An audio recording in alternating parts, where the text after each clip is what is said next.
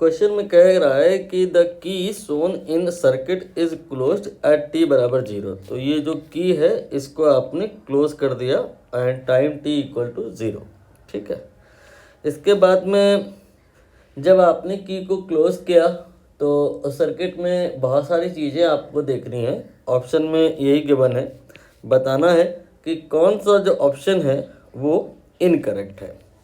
तो आपको यहाँ पर ये पता होना चाहिए कि initial behaviour t equal to 0 पे कैसा होता है कैपेसिटर का। जो C होता है यानी कि कैपेसिटर, वो आपका शॉर्ट सर्किट हो जाता है बिगिनिंग में। तो आप एक दूसरा डायग्राम बना सकते हैं जिसमें आप कैपेसिटर ना बनाएं, उसकी जगह एक कनेक्टिंग वायर बनाएं, क्योंकि कहा गया है t बराबर 0 पे वो शॉर्ट सर्किट हो जाता है। ये रेजिस्टेंस हो गया और इसके बाद में की क्लोज हो चुकी है, यानी कि कुछ ऐसा रहेगा सर्किट जिसमें एक रेजिस्टेंस होगा और एक बैटरी होगा, बस और कुछ नहीं होगा।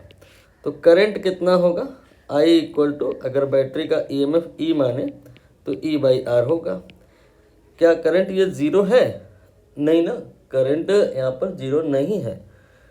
तो ये कह रहे हैं कि करंट 0 होगी, इसलिए यही आंसर तो यहाँ पे रॉन्ग है।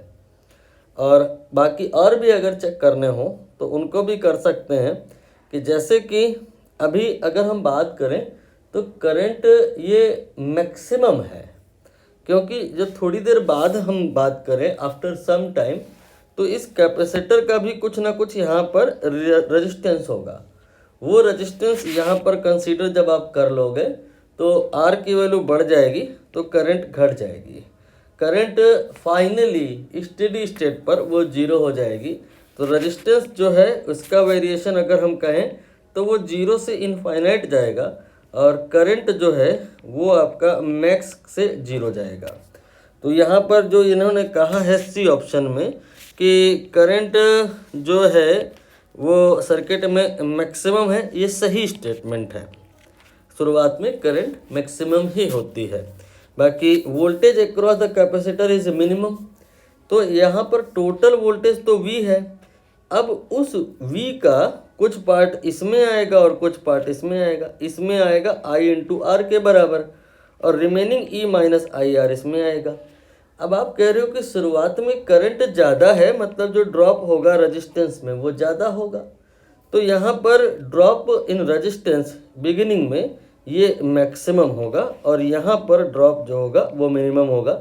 इसीलिए तो शॉर्ट सर्किट बोला गया है, इसीलिए तो कनेक्टिंग वायर बोला गया है। वोल्टेज का ड्रॉप बिगिनिंग में कैपेसिटर में 0 होता है और बाद में ये मैक्सिमम होता है। पूरी बैटरी का ड्रॉप कैपेसिटर ही खा जाता है लास्ट में, लेकिन शुरुआत में ये बिल्कुल नहीं लेता, सब रेजिस्टेंस को देता है। तो ये जो बी ऑप्शन लिखा है voltage across the capacitor is minimum, ये बिल्कुल सही है। इनफैक्ट इसकी वैल्यू 0 है।